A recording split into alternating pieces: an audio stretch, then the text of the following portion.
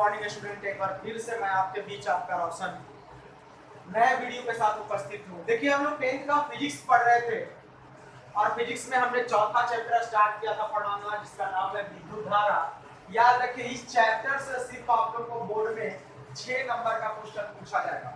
तो थोड़ा ध्यान से, मैं धीरे भी पढ़ाऊंगा, हड़बड़ाना नहीं है। ध्यान से खाली आप लोग नोट बनाइए और उसको याद कीजिए।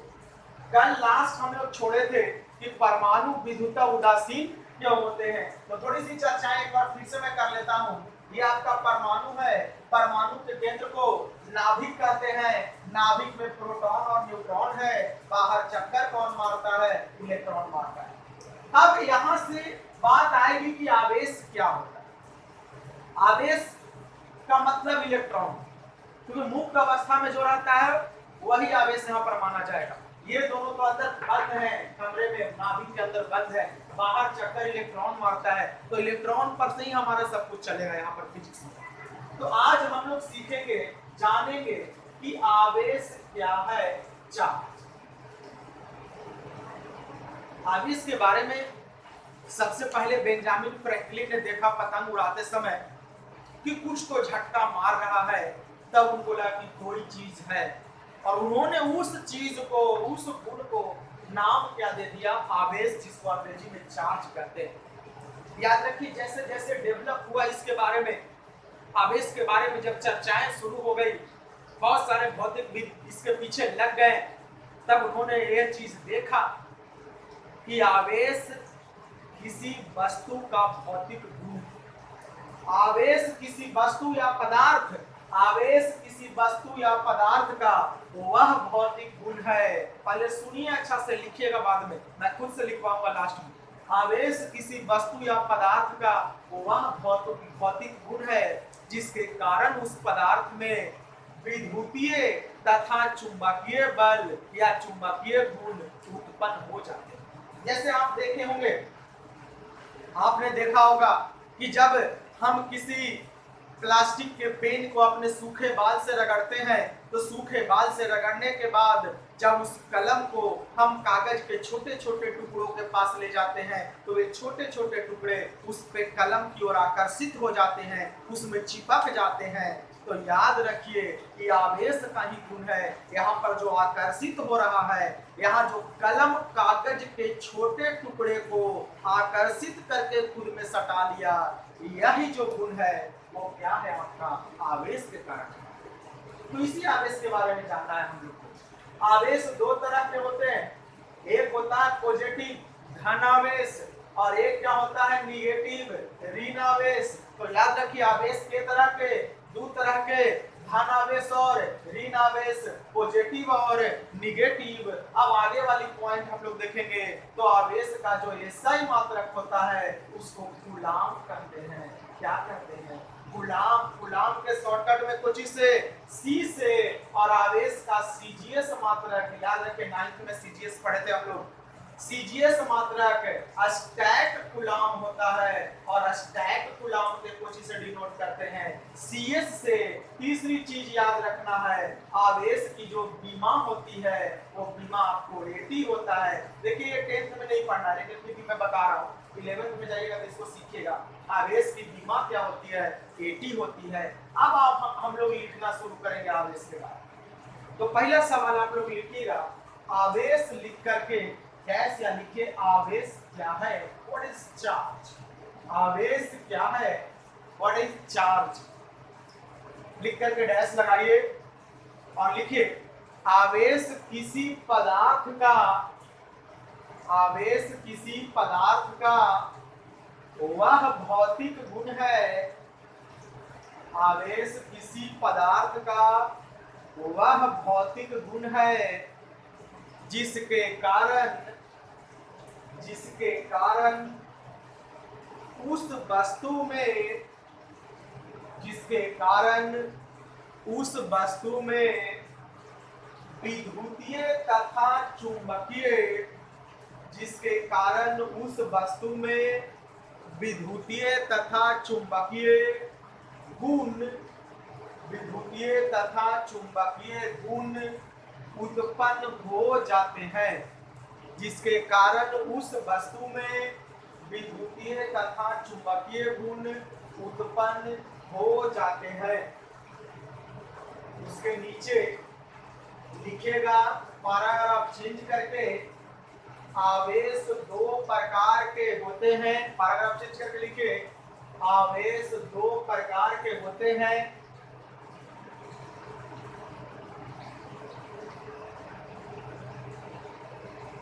और पहला लिखे धन आवेश,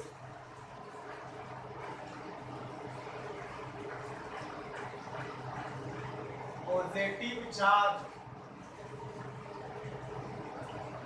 इसको शॉर्टकट में ऐसे भी लिखते हैं, प्लस दे करके VE। दूसरा लिखेगा ऋण आवेश,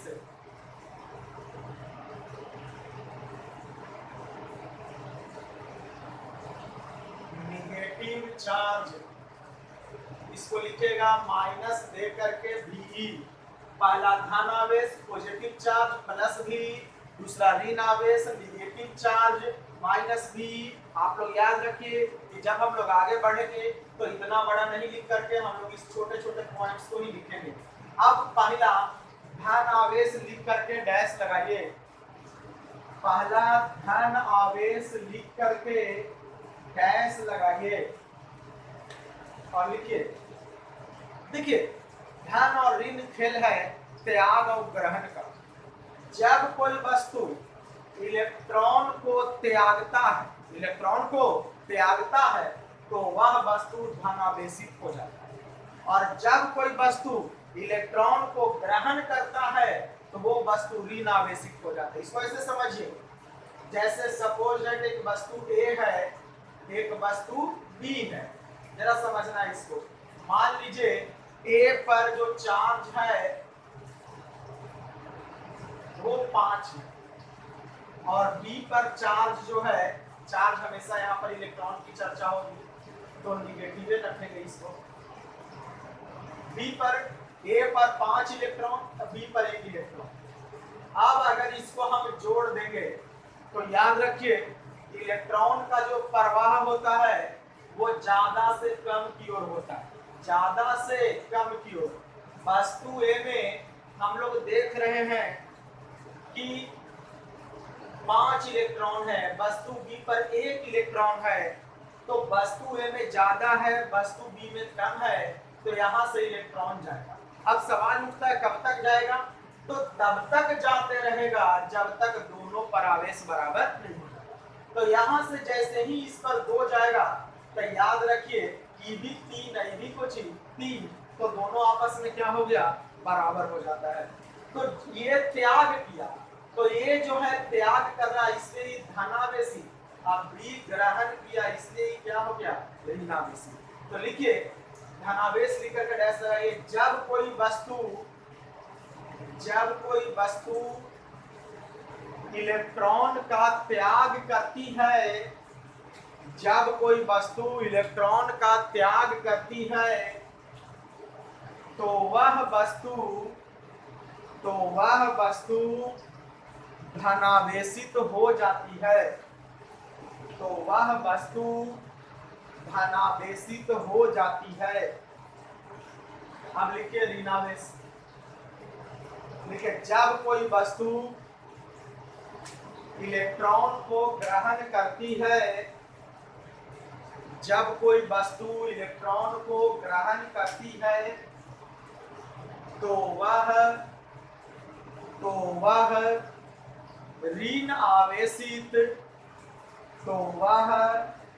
ऋण आवेशित हो जाती है, तो वह ऋण आवेशित हो जाती है।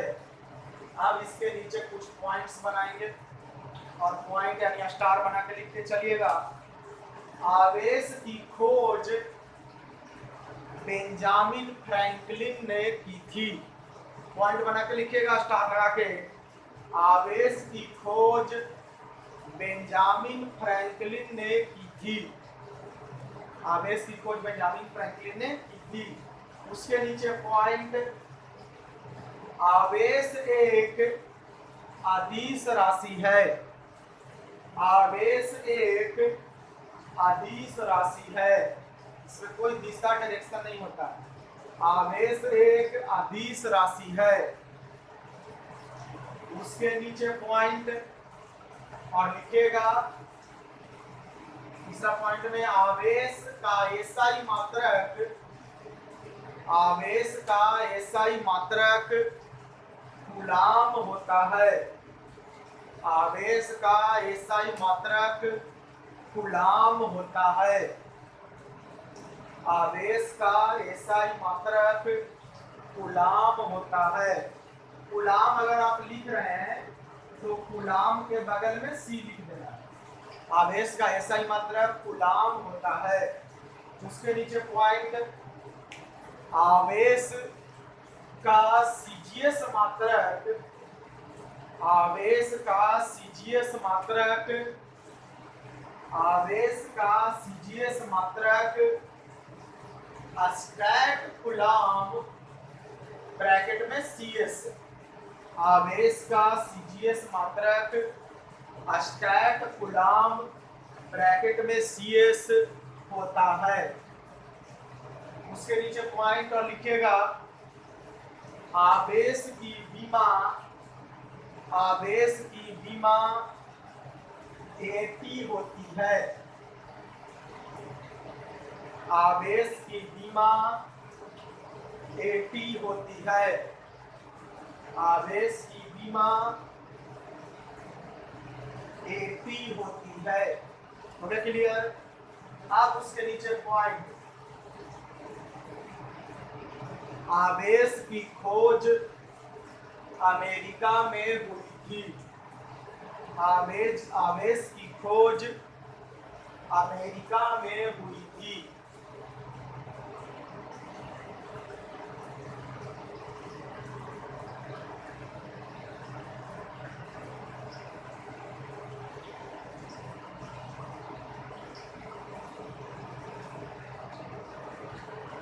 चलिए, अब अगला टाइप है हमारा, अगला मतलब टॉपिक है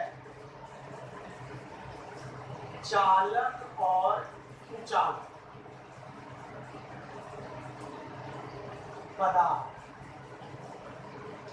ये हम लोग के अगल बगल में उपस्थित, जैसे हम लोग देखते हैं कि प्लास्टिक है, प्लास्टिक से करंट नहीं लगता है, लोहा से लाइन मार देता है हम लोग को। हम लोग ये चीज देखते हैं कि हाँ, कभी मान लीजिए कि टोका फंसाना है तो टोका फंसाने के लिए हम लोग सूखल बांस ले जाते हैं, हरियर बांस नहीं ले जाते हैं। कारण ये है हमारा, क्योंकि हरा बांस में पानी की मात्रा होती है और वो जो जल होता है, जो मॉइस्चर होता है, उससे बिजली का झटका लग सकता है। आपको ये भी पता है कि शुद्ध जल जो होता है, शुद्ध जल जिसमें कोई मिलावट ना हो, H2O शुद्ध जल है हमारा। शुद्ध जल विद्युत का कुचालक होता है, यानी शुद्ध जल से हम लोग को झटका नहीं मारेगा, करंट नहीं मारेगा, लाइन नहीं मारेगा। लेकिन अशुद्ध जल से ये चीजें होंगी। अब अशुद्ध जल मैं आपको बताता हूँ कहाँ होता है। जैसे हम लोग चापाकल का पानी पीते हैं, कुआं का पानी पीते हैं, मिनरल वाटर पीते हैं, ये सब अशुद्ध जल है, क्योंकि इसमें H2O के अलावा 16 से 18 प्रकार के मिनरल्स होते हैं, यानी कि नमक भी होता है, उसमें अलग प्रकार के लवण भी होते हैं, कहीं कहीं लोहा भी उसमें पाया जाता है थोड़ा बहुत, क्योंकि जमीन के अंदर से पानी आता है। लेकिन जो पानी आप लोग देखे होंगे कि एक पानी जो बीमार पड़ने के बाद डॉक्टर लोग रोगी के शरीर में चढ़ाते हैं, वो पानी शुद्ध जल होता है। हालांकि उसमें भी बहुत सारा वेराइटी है, लेकिन एक शुद्ध जल होता है। उसमें अगर हम इलेक्ट्रिसिटी को लगाएं तो हमको झटका नहीं लगता। तो याद रखिए, आपसे अगर सवाल पूछा जाए कि शुद्ध जल क्या है, विद्युत का कुचालक है। इस सब खेला एक के चीज का है। याद रखिए, विद्युत धारा के हीरो एक को है और उसका नाम कोची है इलेक्ट्रॉन, और एक हीरोइन है, उसका नाम कोची है प्रोटॉन। याद रखिए, आप लोग तो फिल्म देखते हैं तब पता होगा कि मेन काम हीरो के ही होता है। तो आइए जरा एक बार फिर से समझते हैं। तो पदार्थ में हर पदार्थ में इलेक्ट्रॉन होता है, चाहे प्लास्टिक हो, चाहे लोहा हो, सोना हो, चांदी हो, आपका शरीर हो, आपका मोबाइल हो, मोबाइल के बैटरी हो, ईयरफोन के तार हो, हर जगह इलेक्ट्रॉन है। लेकिन इलेक्ट्रॉन की दो अवस्था होती है, एक मुक्त होता है, मुक्त, जिसको अंग्रेजी में हम लोग फ्री बोलते हैं, FR, और एक होता है स्थिर, स्टेबल। तो मुक्त का मतलब जिस पदार्थ में इलेक्ट्रॉन इधर उधर घूम रहा है, जैसे देखिए जा रहा है, इधर जा रहा है, कोई इलेक्ट्रॉन इधर जा रहा है, कोई इलेक्ट्रॉन इधर जा रहा है। और कुछ ऐसा पदार्थ है जिसमें इलेक्ट्रॉन होता तो है लेकिन मुक्त नहीं है, रेस्ट में है, मतलब यहाँ पर है तो यहीं पर है, ना आना है ना जाना है, ओझे पर बैठ के खाना है और तो याद रखिए, मुक्त इलेक्ट्रॉन रहेगा तो वो पदार्थ होगा चालक, और जिसमें मुक्त इलेक्ट्रॉन नहीं रहेगा यानी स्थिर रहेगा उसको क्या कहेंगे, चालक। तो आइए चालक लिख करके डैश लगाइए, चालक को कंडक्टर भी बोलते हैं, डैश लगाइए और लिखिए वैसा पदार्थ जिसमें मुक्त इलेक्ट्रॉन पाया जाता है, वैसा पदार्थ जिसमें मुक्त इलेक्ट्रॉन पाया जाता है उसे चालक कहते हैं। वैसा पदार्थ जिसमें मुक्त इलेक्ट्रॉन पाया जाता है उसे चालक कहते हैं। जैसे में लिखिए सोना, चांदी, अशुद्ध जल, सोना, चांदी, अशुद्ध जल, कच्ची लकड़ी, हरा बांस, एल्युमिनियम इत्यादि, जितना भी प्रकार के धातु है उस सब विद्युत के सुचालक होता है। ये इस चीज को आपको मानना पड़ेगा, हमेशा कोई भी धातु चालक होता है, हमेशा ध्यान रखिएगा इस बात का। चलिए अब उसके बाद हम लोग आते हैं कुचालक, लिख के डैश लगाइएगा, कुचालक लिख करके डैश और लिखिए वैसा पदार्थ जिसमें मुक्त इलेक्ट्रॉन नहीं पाया जाता है, वैसा पदार्थ जिसमें मुक्त इलेक्ट्रॉन नहीं पाया जाता है उसे कुचालक कहते हैं, उसे कुचालक कहते हैं। जैसे प्लास्टिक, जैसे लिखे प्लास्टिक, सूखी लकड़ी, प्लास्टिक, सूखी लकड़ी, अधातु, अधातु में एगो अपवाद है याद रखिएगा, और वो है ग्रेफाइट, अधातु है लेकिन फिर भी उससे विद्युत धारा पार करती है।